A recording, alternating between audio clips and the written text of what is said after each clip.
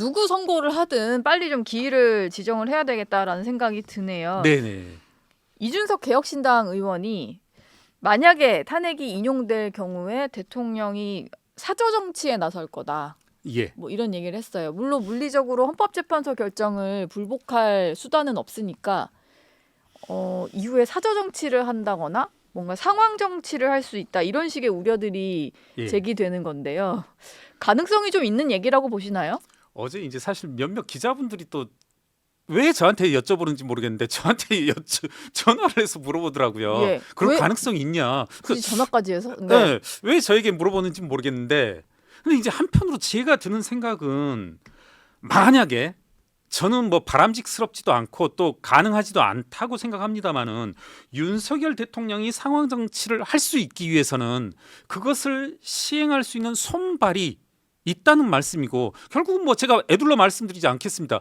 국민의힘 의원들이 그와 같은 역할을 일종의 스피커 역할을 노골적으로 말씀드린다라면 윤석열 대통령이 재임 시절에 했던 대로 저녁이면 국회의원들 불러다가 예. 같이 술자리 만들고 그 다음 날 그 국회의원들이 전 머릿속이 빤히 그려지더라고요. 술자리에서 윤석열 대통령이 했던 말을 그대로 반복함으로써 일종의 당무 개입 논란도 있었고 예. 그런 것들이 반복되는데 결국은 전 이것은 국민의힘 의원들의 태도에 달려 있다. 저는 이 부분은 조금 대단히 뭐랄까요 불만스럽고 한 부분인데 제가 뭐 짧은 기간이나마 비대위원으로 있었을 때도 네. 그 부분이 좀 이해가 안 되더라고요.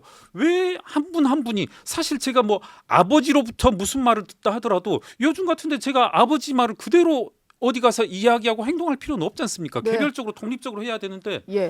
왜 이와 같은 국민의힘이 용산으로부터 독립해야 된다 말아야 된다 뭐 그런 질문도 많이 받고 있었는데 왜 그런 논란이 있는가? 네. 결국 그건 국민의힘 의원들의 태도에 달려 있다. 음. 이준석 의원이 그런 부분을 한편으로는 아프게 지적하고 있는 게 아닌가? 예. 상황 정치든 사저 정치든 간에 그걸 대통령이 하고 싶다고 할 수 있는 게 아니라 네. 손발이 되어주는 의원이 있어야 가능한 거니까. 네, 그 그렇습니다. 의원들 하기에 나름이다. 뭐 이런 말씀이셨어요.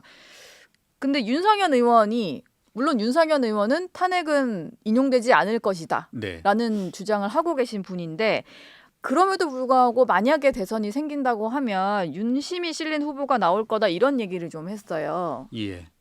윤상현 의원이 좀 손발이 될 수 있는 상황일까요? 그러니까 이런 부분이죠. 그러니까 예. 저는 윤상현 의원께서 대선이 생긴다면 윤심 실린 후보가 나올 것이다. 이 말씀은 본인이 윤 대통령의 혹은 윤 전 대통령의 메신저 역할을 하겠다는 것이고 사실 저는 윤상현 의원이 이렇게 어떻게 보면 솔직하게 말씀하고 있을 뿐이지 다른 의원들도 지금 이런 분들이 많으시거든요. 예. 전날 밤에 윤석열 대통령과 술자리에서 들었던 말 그대로 행동하고 전달하고 하는 분들이 뭐 수두룩한 현실에서 저는 이게 어떻게 보면 기우만은 아닐 것이다. 그런데 네.